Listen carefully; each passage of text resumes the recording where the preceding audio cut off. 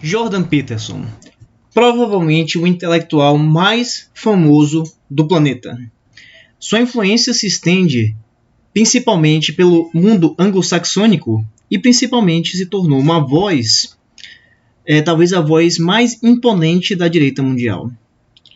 Ele, tendo sido expulso do Twitter, foi chamado ao Daily Wire para fazer uma série de programas para a plataforma que é tipo um Brasil paralelo dos Estados Unidos. Nessa plataforma, ele tenta explicar ao público e, sob um certo sentido, até justificar a invasão da Ucrânia pelos russos. Mas antes de começar a me alongar sobre minha preocupação com as afirmações de Peterson, gostaria de pedir para vocês para curtir, compartilhar, se inscreverem e comentarem nesse vídeo. Vocês veem que novamente eu estou aqui colocando o jogo no fundo, até comecei essa ideia no meu vídeo passado. Eu já tinha gravado uns 3 vídeos, então o próximo também será com esse jogo no fundo, Bomba Pet, mas várias pessoas sugeriram outros para ficar aí. Então, se vocês quiserem colocar umas sugestões, eu não tenho tantos jogos no computador assim, porque eu não sou um gamer por natureza, né? Você vê até pelos jogos de baixa qualidade, porque no computador não reproduz nada de extremamente complexo, mas eu gostei que vocês foram sugerindo naturalmente. Então, se vocês quiserem sugerir algum diferente para ficar aqui no fundo do vídeo, podem recomendar. Mas, como o que eu jogo deixa de jogar não é o importante daqui, mas sim a questão geopolítica e de longo prazo, o Jordan Peterson fez um argumento bastante interessante. E é um limiar de uma apologia, mas eu acho que também tem muito de uma explicação. Ele quer explicar o porquê, qual o sentimento que leva o russo médio, sem ser, claro, os grandes caras do poder, que é o pessoal do FSB, o Putin, a FIS. O que é que leva o russo médio a ter essa vontade de atacar a Ucrânia? Esse repúdio ao que a Ucrânia está representando nesse momento. Com a criação da base da OTAN na Ucrânia, obviamente que você está expandindo a esfera de influência da Ucrânia ali no leste europeu e muito próximo da fronteira da Rússia, o que, claro, gera uma preocupação dos russos. E Peterson nota que não dá para resumir essa questão para uma questão apenas geopolítica. Também tem uma situação que é a posição existencial dos russos nesse contexto inteiro.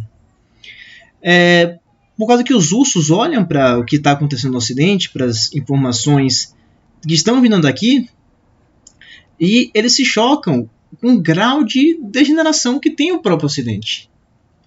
Com o que aconteceu verdadeiramente por aqui. Aí ele dá um exemplo muito claro do que ele entenderia por degeneração.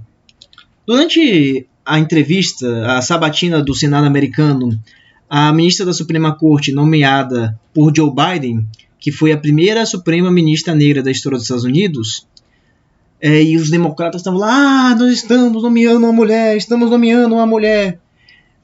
Aí, um dos senadores perguntou para essa potencial juíza, que é uma mulher, ele fez uma pergunta simples. O que é uma mulher?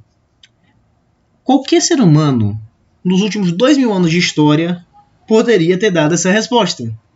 O próprio Matt Walsh vai para uma tribo bastante simples do interior da África e pergunta para o pessoal o que é uma mulher. Todo mundo tem uma definição super fácil. Aquela com capacidade de carregar o bebê e por aí vai. Mas aquela pessoa que vai ser juíza da Suprema Corte e que todo mundo está soltando fogos para cima porque ela é mulher e o pessoal está empoderando as mulheres para botar ela lá, ela não pode definir o que é mulher. Então, mulher se tornou uma coisa indefinível, mas nós temos que tratar aquela mulher que não pode nem definir o que é uma mulher como uma exaltação das mulheres. Então, o Ocidente se tornou esse tipo de autocontradição. E a gente vê constantemente essa autocontradição em detrimento de nós mesmos.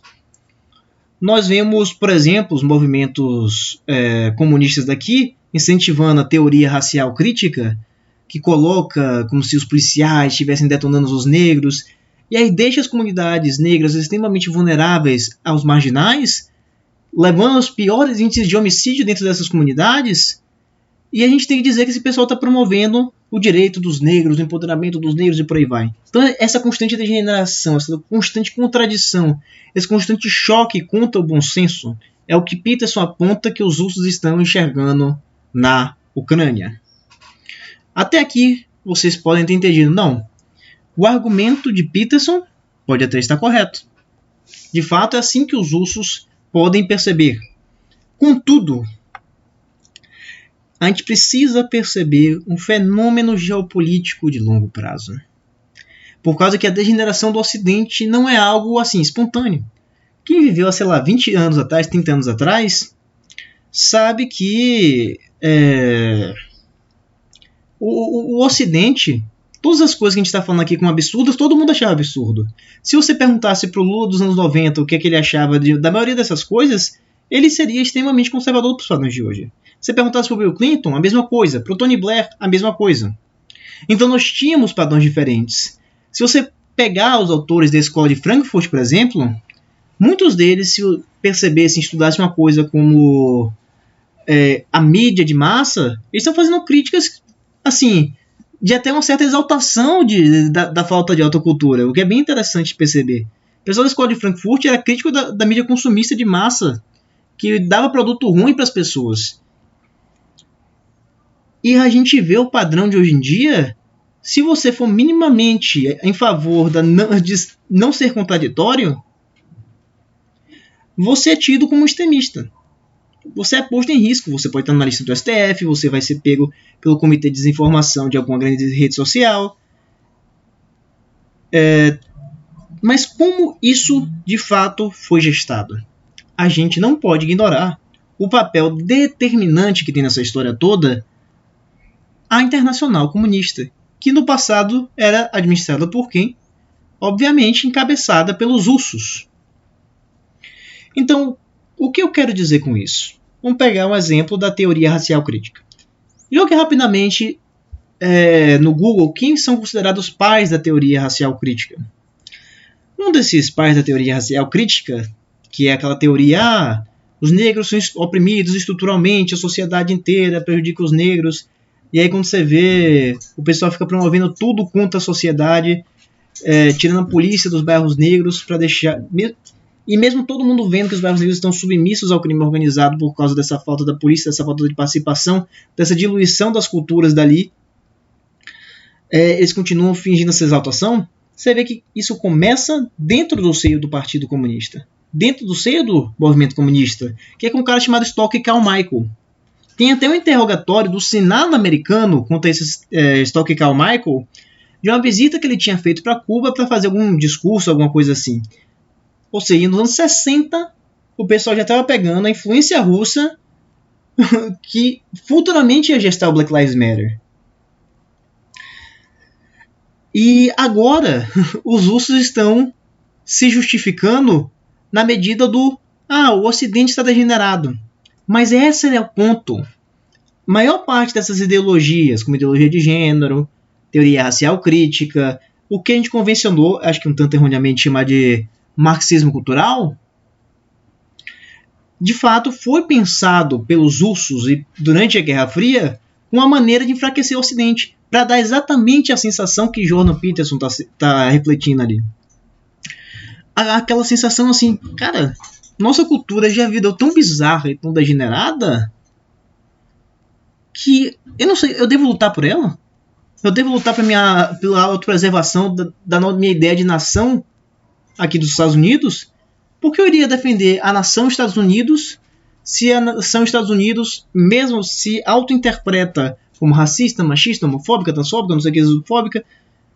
Então por que eu vou lutar? Por que eu vou lutar com os russos? Por que eu vou resistir a Putin? E do outro lado, os russos estão pensando, e por que eu vou deixar isso aqui se expandir para dentro da Rússia? Eu gosto da Rússia, eu gosto do meu jeito de ser. Eu gosto de saber o que é um homem e uma mulher. Eu gosto de saber que eu não sou... Eu gosto que as pessoas entendam que eu não sou uma pessoa destrutiva que quer destruir minorias e essas coisas do tipo e deixar-me à disposição do crime organizado. Porque são coisas básicas. É o instinto mais simples de autopreservação que está em jogo aqui. Então, de fato, o sentimento desse desapego, desse descompasso entre o senso comum e a opinião vigente do que seria os grandes poderosos do nosso atual sistema, as grandes corporações, as grandes elites, é algo planejado. Então quando a gente fala a Rússia pensa assim, não, o povão russo pode pensar assim, mas os chefes de Estado russo são culpados disso. Isso aqui é algo preparado sobre design.